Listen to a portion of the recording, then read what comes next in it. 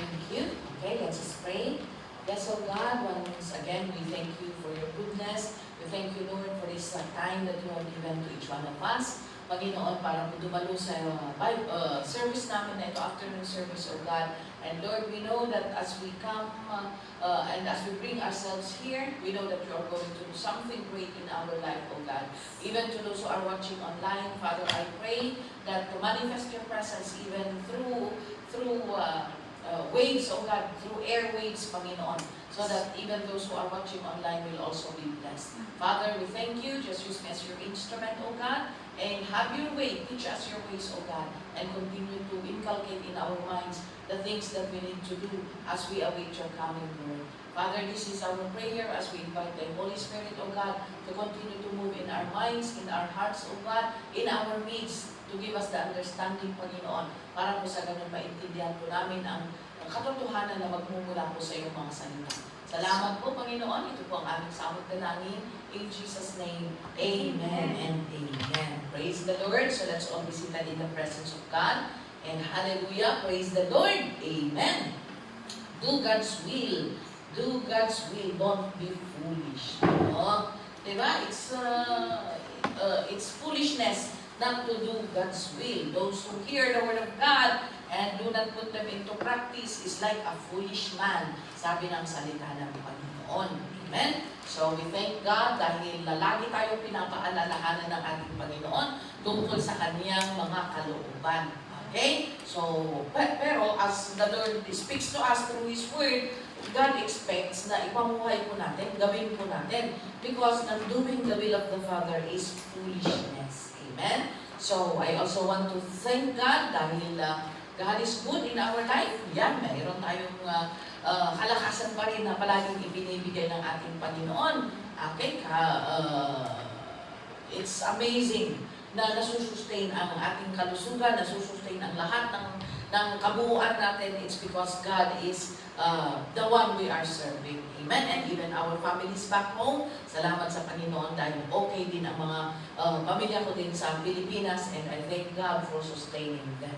I pray and I continue to dinudulog sa Panginoon that every one of them will also come to know the Lord and serve God with me. Amen? So, yun po mga kapatid. So, let's, ano ang pag-aaralan natin ngayon? Let's talk about never ceasing praising God. Amen? Never cease praising God. Yes, huwag tayong tumigil. Cease means to stop. Okay? Never stop praising the Lord because God is good. Amen? Kasi kung titigil tayo sa ating pagsamba sa Panginoon, ano ang sabi ng Panginoon? The stones will be the one to praise the Lord. At delikado kung ang mga bato ang maglundagan at sumayaw, anong mangyayari? Magungun at idaga. Diba? Magkakaroon ng earthquake. So, para hindi mga bato ang magpuri, tayong mga anak ng Diyos, tayong mga iniligtas ng Panginoon, ay dapat lang na magpatuloy na magpuri at magsamba sa Panginoon. So, never cease praising God. Huwag tayong tumigil because in Psalm 146 verse 1, if you are going to see, Psalm 146 verse 1, it says here, praise the Lord, O my soul. You see, this is somewhat commanding yourself na binibilin mo yung sarili mo. The psalmist wants his body to continue to praise God. Kaya sabi niya, praise the Lord, O my soul. Magpuri ka, ikaw na katawan ko. Magpuri ka, ikaw na sarili ko. That's why there's also a verse that says, why are you downcast, O my soul? So it's not bad to talk to yourself sometimes.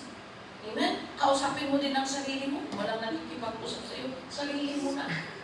Bakit ka ba nalulungkot? Ikaw na katawan ko. Bakit ka ba nadi-discourage? Bakit ka ba nawawalan ng pag-asa? Ikaw na katawan ko.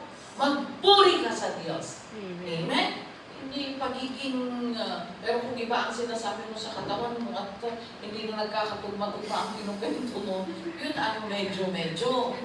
Pero, kung kausap mo ang sarili mo para i-push ang sarili mo, para magpatuloy na maglingkod sa Panginoon, that's not bad. We need to talk to ourselves. We need to push ourselves to continue to praise God. Amen? Lalo-lalo na kung nawawalan ka na ng pag-asa o mas nananaig yung mga nakikita mong discouragement. Ano? Lalo na ngayon, ang daming mga bagay na out of nowhere na nangyayari. Eh, sa Pilipinas pa lang yan, nagkakagulo na sila sa Senado. Hindi na natin maintindihan. Kaya minsan, hindi na lang ako nanonood para hindi ako makaiulan. Baka dagdagan ko ba ang problema ko? Ay, nako talaga. Kaya, minsan marami tayong mga inaalala, pero kailangan natin i-push, kailangan natin imandar, Ilocano ko mandarong tibagin.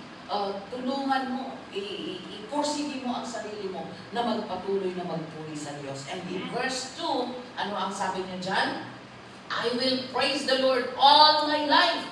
I will sing praise to my God as long as I live. Hallelujah. Ito yung declaration natin dapat. Gayahin natin yung psalmist ng chapter na ito. Sabi niya, i-declare niya talagang, I will praise the Lord all my life. Habang ako ay nabubuhay, magpupuri ako sa Diyos, no matter what, ano man ang mangyari, mawalan man ako ng trabaho, o kaya mahiramin man nila ang asawa ko. Sabi nila, iparent na lang daw para pagkakitaan. Nung una sabi nila, i-donate. Na-upgrade yung mga, ng mga may asawa eh. Nung una, iyak-iyak ang mga kababaihan, lalo na dito sa Hong Kong. Very common problem, ang mga ganyan, dahil nga naiiwan sila sa Pilipinas, yan, mas maraming mga babae kasi ang nag-aabulong dito sa Hong Kong. So kalalakihan, commonly ang nasa Pilipinas. So sometimes they experience na, ayan, na sumasa kabilang bahay yung kanilang mga, may bahay yung kanilang mga asawa. So noon, iiyak-iyak sila. Pero nung ano na, hindi na sila nagpapatalo. Sabi nila, i-donate na lang daw. Pero ngayon, naman, hindi na lang daw i-donate. I-parent na lang. Para pang-allowance ng mga anak bang. So, kahit anong mangyari sa ating mga buhay, we need to declare that we are not going to stop praising the Lord because God is in control of everything anyway. Control ng Panginoon ang lahat. Amen? And in verse 3, let's jump on to verse 3. Do not put your trust in princes, in mortal men who cannot save. Itutong natin ang verse 4. Okay? When their spirit departs, they return to the ground. On that very day, their plans come to nothing.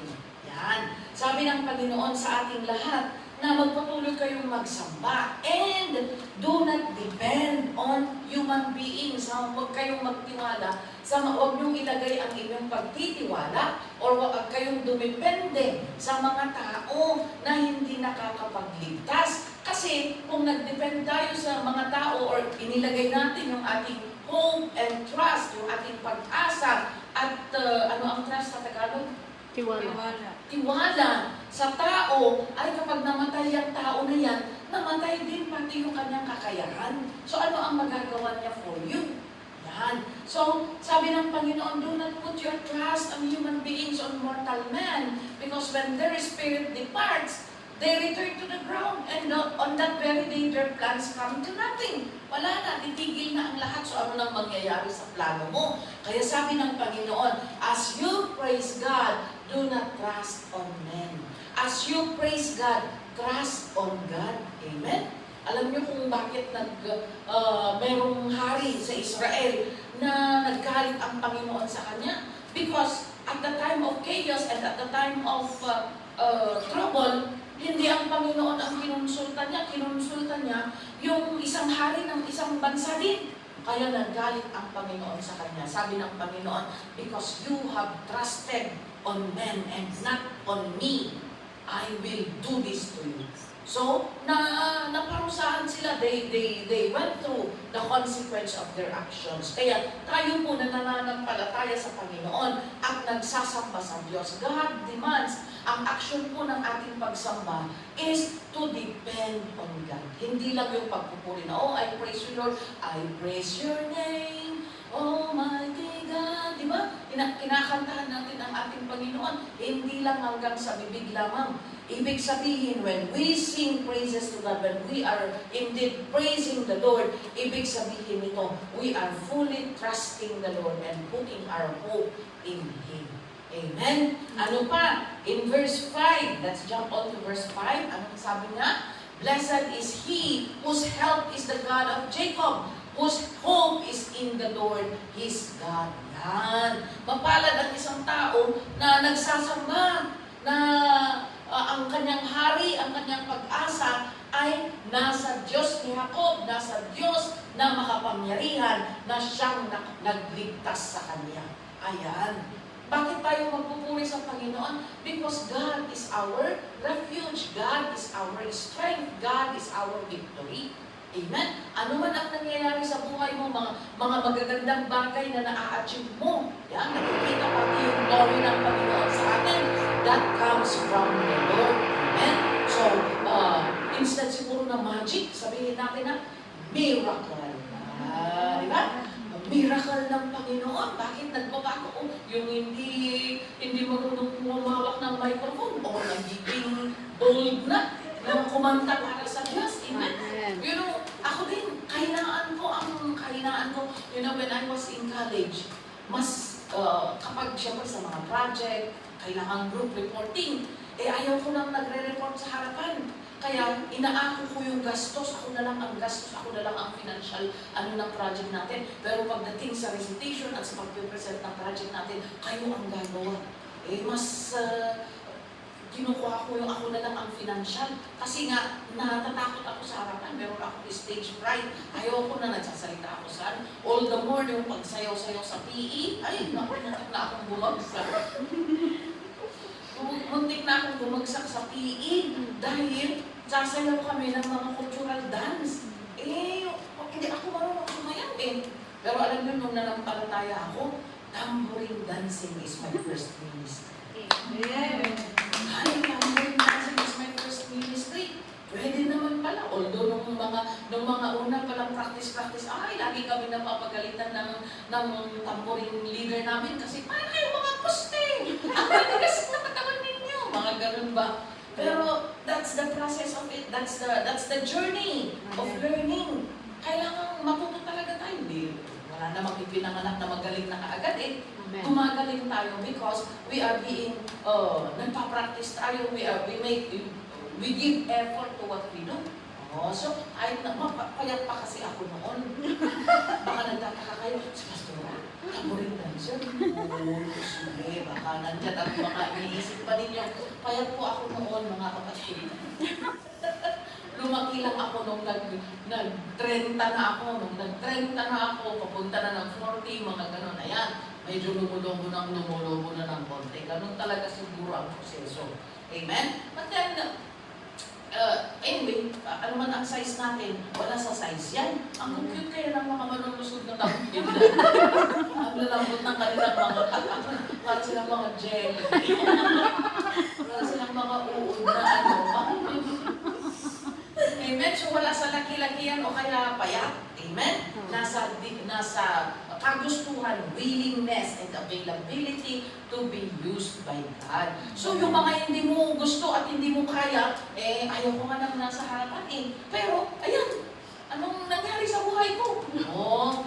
Ginagamit tayo ng Panginoon. Kaya yung mga bagay na kinatatakutan natin noon, yun pala ang mga bagay din kung saan tayo gagamitin ni Lord. Kaya maghanda-handa kayo because God has prepared greater things for you to do. Amen? Mas malaki pa, mas madami pa ang gagamitin ng ating Panginoon. Paggagamitan ng Panginoon sa atin. Amen? So, blessed is He whose help is the God of Jacob, whose hope is in the Lord is God. So, mapalad po tayo mga kaibigan. Nakikita po ng mga tao sa ating mga kapaligiran, sa ating mga pamilya.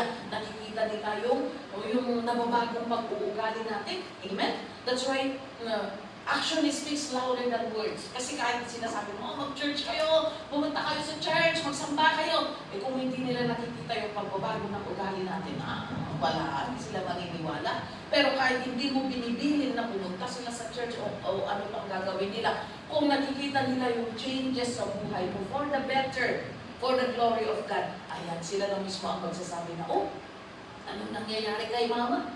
Oh, by the way, Happy Mother's Day. Happy Mother's Day, Friday Mothers. Yeah. Praise God. Amen. So yan, ano lang nangyayari kay mama? Naging matapang na. Naging matapang na para magpahayag ng salita ng Panginoon. So yun po mga kaibigan, nagiging ilaw tayo. That means to say, we are becoming a light to our families and to the people around us. Amen? And in verse 6, tingnan natin ang verse 6, sabi niya dito, the maker of heaven, blessed is he whose hope is in the Lord, his God, sabi niya, the maker of heaven and earth, the sea and everything in them, the Lord who remains faithful forever. Kaya huwag tayong tumigil na magsamba sa Panginoon because God is faithful forever. Amen? Magiging tapat ang Panginoon kung nagawa niya ang kalangitan at dito sa mundo at even yung mga dagat at lahat-lahat na nangyari dito sa mundo, kayang-kaya din niya yung mga bagay sa buhay mo. Amen? Ibig sabihin nito, God can do a miracle in your life, even the impossible things. Ang pagkakaligtas nga lang natin, isang imposible, di ba? Kung tatandaan natin or kung babalikan natin kung sino tayo, di ba? Yung hindi pa tayo nananampalataya, ay baka kadiri tayo o kaya ang dami nating mga kahinaan na parang imposible na mapagtagumpayan natin. But we praise the Lord because the maker of heaven and earth and everything here on earth, the God of Jacob, remains faithful forever. Amen? Kaya, kung forever na faithful ang Panginoon, forever din tayo magpuri sa Diyos. Amen? So nga, lumalitligay ka, ay, all the more, dayo ka kanina ko Diyos. If you feel like alone, if you feel like abandoned, if you feel like you are fighting your battle alone, praise God, and God will send an army of angels for you. Amen? God will send an army of angels, and His presence will comfort you. Amen? Kaya walang dahilan para hindi po tayo magpuri sa ating Panginoon. Ano ba ang ginagawa ng Diyos na bakit kailangan natin purihin siya araw-araw sa ating buhay? He upholds the cause of the oppressed and gives food to the hungry. The Lord sets prisoners free. You see? And ituloy na natin sa next verse. The Lord gives sight to the blind. The Lord lifts up those who are bowed down. The Lord loves the righteous. You see? Kayang-kaya ng Panginoon na tayo ay baguhin. Kayang-kaya ng Panginoon na tayo ay iligtas sa mga kapahamakan. Ano pa? Kayang-kaya tayo pagalingin ng ating Panginoon. Even yung bulag. Pati bulag pinapagaling ng ating Panginoon. At hindi lang yung bulag na literal, even us spiritually who are spiritually blind. You know, there is spiritual blindness. Nakakakita ka, malinaw ang mata mo, 2020, hindi mo kailangang mag-eyeglass, pero sometimes because of circumstances in our life, because of unbelief, hindi natin nakikita yung mga new things that God is doing. Di ba sabi ng Panginoon, see, can you not perceive it? I'm doing great and impossible things in your life. Bakit hindi ninyo nakikita? Di ba? Yun ang problema. Dahil kahit malaki ang mata mo, kung hindi mo nakikita ang mga ginagawa ng Panginoon, nasasayang. Amen? Kaya yan, nami-miss natin yung, especially when during testimony time. During testimony time, walang gustong tumayo kasi iniisip, ano i-testify ko? Ano i-testify ko? Sometimes we are blinded. Kailangan natin ng healing. Kailangan natin ng healing actually. Kailangan sabihin natin na, Lord, heal me from my spiritual blindness. Hindi ko na nakikita ang hindi na ako nagiging sensitive sa kinikilos mo sa aking buhay. Amen? Sometimes dahil routine na ang lahat ng bagay dito sa mundo, especially here in Hong Kong, na parang dikwerdas kasi ang trabaho natin dikwerdas ang mga trabaho ninyo. I was also a domestic helper for 19 years. So alam ko na, dapat 9 o'clock, pinakain mo na ang bata. 9:15, dapat pumunta na kayo sa minibus. Dapat mamalengke ka lang ng 1 hour. Talagang punto per punto ang oras ng buhay natin dito. Parang tayong mga walking robots. Kaya pati na rin minsan, nadadamay pati spiritual. Parang gano'n na din, nakaroutine, naka-stagnant, parang gano'n. So, Dahil sanay na tayo, nagiging kampante tayo, nagiging complacent tayo, and we are missing the new things God is doing. Amen? So sometimes we also need to sit down and talagang yung devotion, personal devotion to the Lord. Lord, help me see. Lord, help me see the things that you are doing in my life. Lord, help me see what is behind this situation. Sometimes God allows us to go through trials. Pero there's something at the back of the trial. Pagkatapos natin pagtagumpayan o pagkatapos natin na magtuloy pa rin sa ating paglilingkod, despite the circumstances that we go through, there is gold at the end of the rainbow, sabi nila. There is gold, there is something good at behind the circumstance na pinagdaanan natin. Amen? And that is a testimony. Amen? Kaya yan, napakabuti po ng ating Panginoon. Ano pa? In verse 9, the Lord protects the foreigners among us. He cares for the orphans and widows, but He frustrates the plans of the wicked. The Lord watches over the alien and sustains the fatherless and the widow. You see, this is the promise of God. Ibig sabihin sa mga aliens, like strangers, okay? People who have no one with them, yung outcast of the society, yung walang nakakaintindi, yung against lahat ng mga tao sa iyo. The Lord is watching you when you believe in the Lord Jesus Christ. God is with you. And so, and even the widow and the fatherless, kaya wag po natin aapihin ang mga balo at mga fatherless, mga ulila. Why? It's because their defender is God Himself. Kaya mag-ingat tayo. Those who are oppressing the widow and the fatherless, mga ulila, those who are orphans, mag-ingat po tayo because God Himself promised that He will defend them. He will fight for them. And if you are a widow, God is your refuge. Amen? Kung may mga nanonood man na mga widow, okay? Or you became an orphan already. You become a fatherless. Okay? Fatherless or wala ka ng parents. Yan, God is your defender. Huwag kang mawalan ng pag-asa. Do not, huwag kang ma-depress. Okay? Huwag kang mawalan ng pag-asa because God promised His presence for you. Amen? Specifically, talagang in-specify ng ating Panginoon. And so, there's no reason for us to stop praising the Lord. Amen? Kaya sabi ng psalmist, I will praise the Lord all the days of my life. Why? Because God is good. God is doing something great in our life. We just need to open our eyes. We just need to be sensitive. Kaya mag-ingat dahil baka sa kabisihan natin, we are missing a lot of things. We are missing a lot of testimonies dahil hindi natin binibigyan ng pagkakataon ang Panginoon na ipamulat sa atin kung ano ang ginagawa niya sa ating mga buhay. And do not, as a Christian, when something happens to you, do not stay on the surface. Ask God for the deeper truth. Ano ang, Lord, bakit ko ito pinagdadaanan? What is your plan? Kung bakit ganito ang nangyayari sa akin? God will show you. Ipapakita ng Panginoon kung ano ang purpose niya, kung bakit dumarating ang mga pagkakataong mga bagay na nangyayari na hindi po natin naiintindihan. Amen?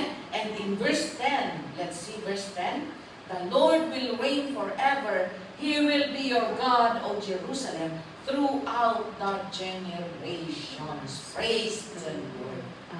God is our God throughout the generations. So, kung nagpupuri ka ngayon sa Panginoon, magpuri ka pa rin. The Lord reigns forever, your God, O Zion, for all generations. Praise the Lord. Because God is the same yesterday, today, and forever. Kung nakapagligtas siya noon, makakapagligtas siya hanggang sa susunod na generation hanggang hindi pa siya dumarating. Kung nakapagpagaling siya noon, it's the same. He will continue to heal up to the generation na maaabot po ng saling lago na ito. Amen? And the Lord reigns. Kailangan natin purihin, kailangan natin itaas ang Panginoon sa ating buhay. And in Psalms 147 verse 3, let's see, He heals the brokenhearted and binds up their wounds. You see, this is the God na pinagsisilbihan natin. This is the God na pinupuri natin. He heals the brokenhearted and binds up their wound. Pinapagaling ng Panginoon ang mga sugat natin. Yan. What are the sugat? Hindi lang yung sugat na literal na nasugat ka ng kutsilyo, ako nasugat ka sa aksidente. No, He heals the brokenhearted, the inner wounds, ano man ang pinagdaanan mo, ano man ang mga nangyari sa buhay mo noon, God can heal you and God can make you better for the glory of His name. Kung naging wasak-wasak man ang buhay mo noon, kung naging broken, parang walang direction, parang walang forma ang buhay natin noon because of the sins that we have done, because of the mistakes, because of the wrong decisions that we have committed or we have done in our life and that made our life broken. Naging magulo. Walang direksyon, walang saysay ang ating mga buhay. But then, sabi ng Panginoon, when we continue to praise God and depend on Him, He will heal our broken heart. Amen? Kaya, yung mga nabubroken heart dahil sa pag-ibig, lumapit kayo sa Panginoon.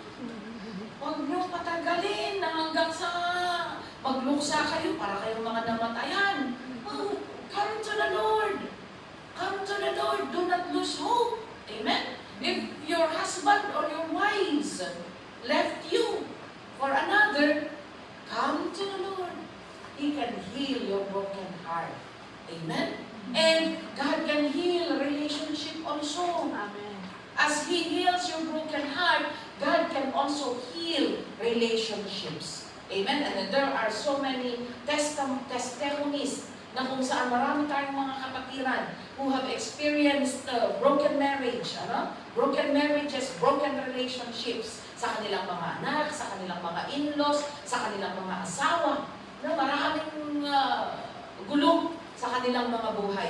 But when they have come to believe and they have worshiped God, they have put their trust in the Lord, and they have praised God even in their pains, even in their broken-heartedness. Kahit na nasasaktan sila, kahit na emotionally down sila, they are praising God. God healed them. Amen? Nothing is impossible with the Lord. Pati yung wounds natin, God will bind up our wounds. God will put a bandage on our wounds para sa ganun ay darating ang healing sa atin. Amen? So, huwag tayong tumakbo. Whenever we experience things, brokenness in our lives, come to the Lord because He heals the broken-hearted and binds up the wounds of those who are wounded. Amen?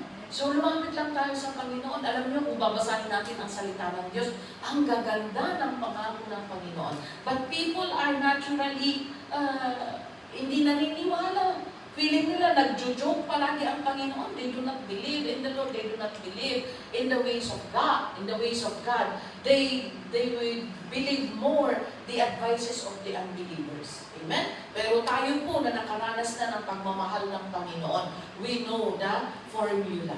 Sana po maiba yung pag-atake natin sa mga problema. Noon, we run to the unbelievers. Noon, we run to what we know is right. Kaya yan, mas lalong nagulo ang buhay natin. Pero now that we have come to know the Lord, it's but proper to come to the Lord in humility. Amen? Siya ang pinaka-first na tinatawagan natin. We do not receive the healing of God. We do not receive the miracle of the Lord because we do not ask. Diba? Sabi ng Panginoon, you do not receive the answers of your prayers because you are not asking me. Unang ni Apo Diyos.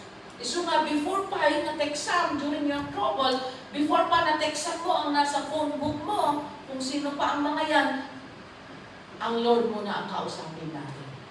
Amen? Dahil ipinangako ng Panginoon that healing will come upon those who are broken-hearted if they come to the Lord in humility and when they come to depend on God. Amen? Ano pa ang salita ng Panginoon? In the next verse, please. Let's see what's in the next verse. In Psalm 149 verse 4 and 5, for the Lord delights in His people. He crowns the humble with salvation. You see? He crowns, He delights in His people. Nalulugod siya sa kanyang mga tao na nagpapatuloy na nagpupuri sa Kanya. Kahit na marami silang pinagdadaanan, nagpupuri pa rin sila sa ating Panginoon. You know, mayroong kapatid na nag-testify sa Camphor, okay? When I went there during our vacation in the Philippines, pumunta ako sa Camphor and then somebody, alam nyo, ang mga buhay ng mga farmers, aside from parang suntok sa buwan, ang kanilang income, it's because maaaring nung nagtanim sila, mataas ang presyo. Tapos nung nag-ani na sila, barya na lang ang presyo. Kaya yan, nakikita natin sa Facebook minsan, may mga nagtatapon na lang ng repolyo sa daanan, nagtatapon ng kamatis, nagtatapon ng carrots, mga ganon. Bakit? Kasi lugi, hindi lumalabas yung kapital. So, kung itutuloy pa nila na dadalhin doon sa Baguio, yung crudo naman. So, itapon na lang yung mga gulay doon sa daanan. Ganon ang nangyayari. And here comes a brother, meron tayong kapatid, na nagsabi niya, i-harvest ko to sa Monday kasi para kasi mag-church muna ako. Hindi siya nag-harvest. Pero nung Monday na nagpumunta siya, na-harvest na yung carrots niya. Hinarvest ng iba. At, syempre, in the flesh, imagine yung pagod mo, imagine yung fertilizer, imagine yung ilang buwan din na inalagaan mo, expecting na magkakaroon ka ng pera. And then mag-iwan pa daw sila ng konti pa. Kaya sabi niya, gusto niyang mag-murmur, na gusto daw niyang sabihin na, nagtira ba kayo? Inuubos niyo na lang sana. Yun yung gusto niyang sabihin. Pero hindi niya pinayagan. That's why you see, we can control what we can say. In times of tests like this, that's an opportunity to show who we are in the Lord. Amen?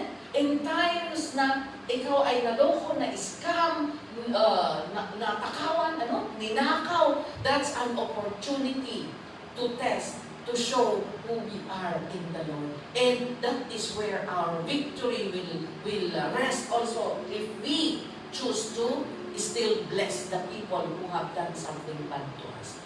Kaya yung flesh niya, gusto niya na magdabog, mag-curse sana. Kasi ikaw na ba naman ang napagod, ikaw ba naman ang naggastos, tapos wala kang na-harvest. So gusto niyang magmura, pero pinili niya yung sasabihin niya. Sabi niya, Lord, i-bless mo yung nagnakaw ng mga carrots ko.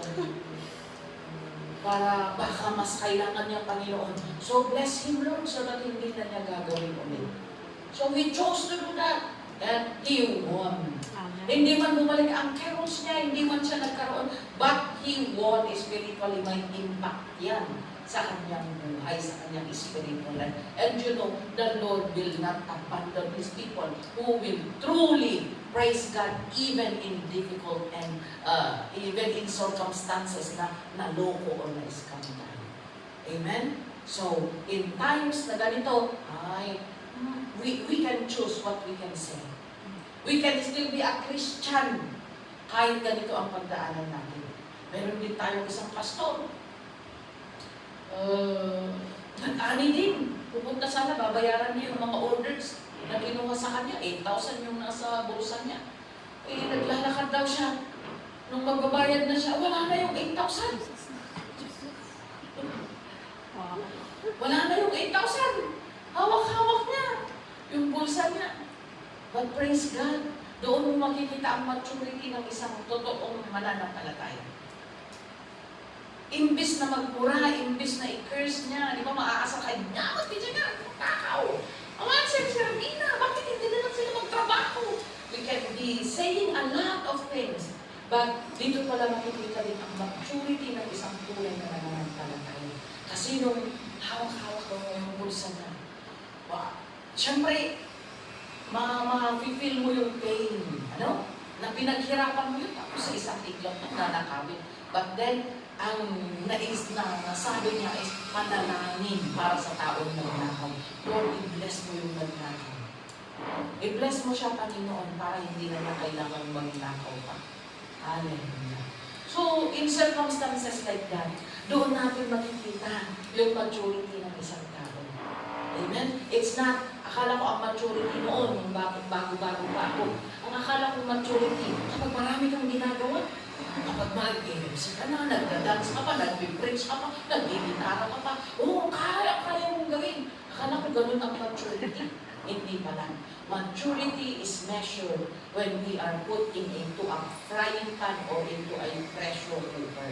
Kung paano tayo magre-react sa isang sitwasyon, kung paano tayo magre-react sa isang circumstance, that shows our maturity.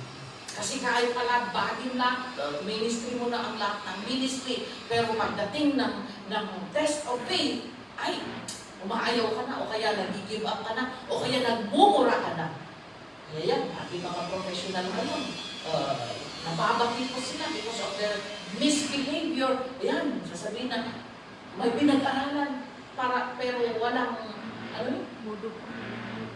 sabi nila, may pinag-aralan pero parang walang pinag-aralan sa like that. So, hindi nasusukat sa pinag-aralan ang karakter ng tao, kundi kung paano natin i-conduct ang ating mga sarili. And it's the same in the spiritual. How we conduct ourselves in times of testing and trials, that's an opportunity, that's a time na maipakita natin that we are growing in the Lord. Amen? So, for the Lord delights in His people, He crowns the humble with salvation. Kung nagpapatuloy na maghahambal tayo sa Panginoon, salvation of the Lord will flow upon us. And when God speaks of salvation, it's not only the salvation of the soul, but the salvation in all aspects. Kaya sa DTC, mayroon tayong pinag-aaralan na salvation is holistic. Kasi ang kaligtasan hindi lang para sa kaluluwa, para hindi tayo mapunta sa impyerno, kundi sa lahat ng aspeto ng ating buhay. Amen? And in the next verse, sabi niya? For the Lord delights. Okay? Let the faithful rejoice in this honor. Let them sing for joy as they lie on their beds. You see? Let's sing for joy. Let's continue to praise God. In circumstances, let's continue to honor the Lord in humility and continue to sing praises and rejoice in the presence of the Lord. Kaya huwag tayong tumigil na maglilingkod sa ating Panginoon. Huwag kang tumigil na sumayaw, kumanta sa ating Panginoon. Ay padaya palaog di Moses na kunada. Never mind. Amen? Well, we can improve. Amen? Practice makes things better. It may not be so perfect, but at least it can lead to something mas better, para naman mas maganda pa yung maiaalay natin sa ating Panginoon. Amen? So, ganyan. And our last verse is, sabi niya sa 150 verse 6, let everything that lives sing praises to the Lord. Praise the Lord. Yan. Habang ikaw ay nabubuhay, praise the Lord. Amen? Magpuri tayo sa ating Panginoon. Habang ikaw ay humihinga, magpuri ka sa Diyos dahil yan lang po ang gagawin natin. We are created by God to worship God. Amen? So sana po sa mga panahon na ito, na kung saan uso ang paglulupaypay, uso ang pagbabackslide, huwag po tayong sumunod sa uso. Amen? Huwag po tayong sumunod sa uso. Kung nag-backslide si best friend, huwag kang sumunod. Bakit kung pupunta sa impyerno mo, pupunta ka din? O kaya may mga leaders who are going low in their service to the Lord. Hindi po kay leader mo, ay leader ko kasi siya, kaya nag-lie low siya, mag-lie low din ako. Kasi leader nga. Ay naku, God has given us wisdom. Amen? Kung gusto ng mga tao na mag-lie low sa kanilang paglilingkod, do not go with them. Continue to stand even if you are the only one standing. Kahit na ikaw na lang ang nakatayo, kahit ikaw na lang ang naiwan, lahat sila, majority, tumalikod sa Panginoon, stay in the presence of the Lord. As long as we live, as long that we are breathing, never cease to praise God. Because praising the Lord brings the presence of the Lord down in your life. Amen? Bumababa ang presensya ng ating Panginoon. And God, when God's presence comes to us, we can fight our battles. The enemy is afraid of us. Kaya yan, during the deliverance ministry, ang isang weapon ng mga prayer warriors, when they go to deliverance ministry, praise and worship. Kapag yung demonyo ayaw pa rin umalis, nauubusan na sila ng boses. In Jesus' name, lumayas na demonyo ka. Ayaw pa rin ng demonyo. And next method to cast the enemy out. If they sing praises to the Lord, the enemy will flee. Why? Hindi kaya ng demonyo. The devil cannot stand the presence of God. Because when we start praising God, the presence of the Lord will come. Hindi kaya ng demonyo ang presensya ng Panginoon. And so, he has no choice but to leave the place, but to leave the victim. Kaya ganyan din. The devil is sometimes coming to put something in your mind para mag-give up ka, para mag-lie low ka. Yan, he will keep reminding you of the comments na, ang pangit ng ugali mo, ang sama ng ugali mo, ang pangit ng boses mo. Sometimes, binabalik-balik ng demonyo. You are not worthy, ganito ang buhay mo noon. Those are things, the weapons of the enemy. But when you sing praise to God, Lord, I'm not afraid. Ang mga praise natin, mga warfare songs natin, when we sing praises to God, you could feel the war between the spirit of the devil and the presence of the Lord. Amen? But victory will come upon you when you will not stop praising God. Amen? Kaya magpuri po tayo. Praise and worship is a very, very powerful weapon na pwede natin gawin. Amen? Pwede natin gawin kahit nasaan tayo, mababanyo ka man, nasaan ka man, naglalakad ka, you can sing praises to the Lord and you will feel the presence of God enveloping you, covering you from the works of the enemy. Amen? Amen. So yan po mga kapatid, that everything, kaya kung nabubuhay ka kapatid, magpuri ka sa Diyos, come into the church, come into the fellowship, praise God. Okay? Good for those who are watching online every now and then. Pero wag naman po kung you are also given the opportunity to come out and fellowship with the brethren or with the people of God. Come out. Wag mo namang sasabihin na, di ba, ada online, pastora. Kung talagang walang pagkakataon, good. We thank God for the online. Amen? Pero naman kung pinapalabas ka naman, come. Sabi ng Panginoon, do not neglect coming together in worship, in prayer, and in everything that we do in the presence of the Lord. Amen? So habang tayo po ay nabubuhay, huwag po tayong tumigil sa pagpupuri sa ating Diyos. Dahil dito po tayo tinawag. Ito po ang isang pagkakatawag ng ating Panginoon sa atin. Amen? So every believer should be a worshiper. Every believer should be a worshiper. Amen? Hindi pwedeng, taga-usher ako. Hindi kailangan magpuri ako sa Panginoon. Usher ako eh. Hindi pwede. Kahit usher ka, kahit evangelism ka, kahit prayer group ka, kahit na hindi ka music ministry, we are called to praise God. Amen? And all the more that when we sing, even the new songs, susunod tayo to sing new songs to the Lord as our personal worship to God. That's why God has given us the speaking in tongues, the gift of speaking in tongues. Wherein kahit na anong ginagawa natin, urabaka shandarabaka andererere, urabaka sakaraba sandererere. Hallelujah, Lord. Kahit ano ang ginagawa mo, especially if your mind is being attacked by the enemy, even if your emotion, yan, nakaka-receive tayo ng mga text minsan na hindi ka aya-aya, and sometimes it affects our moods. You sing praise to the Lord. Huwag mong pagtagumpayin ang demonyo sa buhay mo sa araw-araw. Amen? So let's not stop praising God as long as we live, as long that we have breath. Never cease praising the Lord. Amen? So this is the message of the Lord this afternoon, and God bless everyone. And before I give back to the MC, let's bow down in prayer.